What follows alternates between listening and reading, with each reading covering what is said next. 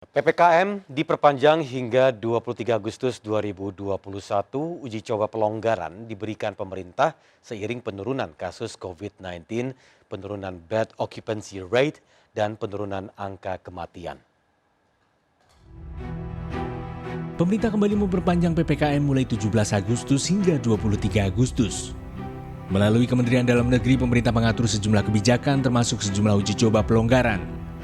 Sementara sejumlah aturan lain masih tetap sama dengan sebelumnya.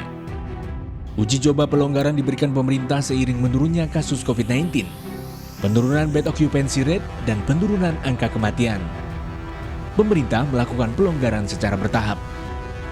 Jika sebelumnya diterapkan uji coba protokol kesehatan di pusat perbelanjaan, pada perpanjangan PPKM kali ini pemerintah memutuskan melakukan uji coba protokol kesehatan pada kegiatan olahraga. Khusus wilayah Jabodetabek, Bandung Selatan, Semarang Raya, dan Surabaya Raya dilakukan uji coba protokol kesehatan kegiatan olahraga dengan sejumlah ketentuan. Kegiatan olahraga di ruang terbuka secara individu maupun kelompok kecil maksimal 4 orang. Tidak melakukan kontak fisik dengan protokol kesehatan ketat. Kegiatan olahraga pada ruangan tertutup, kegiatan olahraga berkelompok, dan pertandingan olahraga ditutup sementara. Fasilitas olahraga di ruang terbuka diizinkan dibuka dengan 25% dari kapasitas maksimal. Selama kegiatan olahraga, masker harus tetap digunakan, kecuali olahraga yang harus melepas masker, seperti renang yang hanya boleh dilepas saat aktivitas olahraga. Pengecekan suhu dilakukan pada setiap orang yang masuk ke fasilitas olahraga. Fasilitas penunjang seperti loker dan ruang mandi tidak diizinkan digunakan, kecuali untuk akses toilet. Rumah makan dan kafe di dalam fasilitas olahraga tidak diizinkan menerima makan di tempat. Pengguna fasilitas olahraga tidak diizinkan berkumpul sebelum dan sesudah aktivitas olahraga dan harus menjaga jarak fisik. Screening pengunjung di fasilitas olahraga harus menggunakan aplikasi Peduli Lindungi.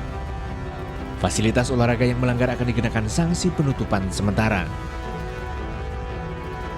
Belanjaan seperti mal menunjukkan implementasi yang cukup baik. Melalui sistem Peduli Lindungi, pemerintah mendapati hasil ada 1,015 juta orang yang melakukan check-in pada sistem agar dapat masuk pusat belanja _mall, dan ada 619 orang ditolak masuk oleh sistem dan tidak diperkenankan untuk masuk ke dalam pusat perbelanjaan dalam seminggu terakhir dengan berbagai macam alasan. Hasil evaluasi menunjukkan penerapan protokol kesehatan di pusat perbelanjaan mal sudah dilakukan secara disiplin, dan ini juga sekaligus untuk mendisiplinkan kita semua. Sementara itu, untuk uji coba protokol kesehatan di pusat perbelanjaan, pemerintah melonggarkan kapasitas pengunjung menjadi 50%. Pemerintah juga mengizinkan makan di tempat atau dine-in dengan kapasitas maksimal 25% dengan waktu makan 30 menit. Dari Jakarta, Tim Liputan iNews melaporkan.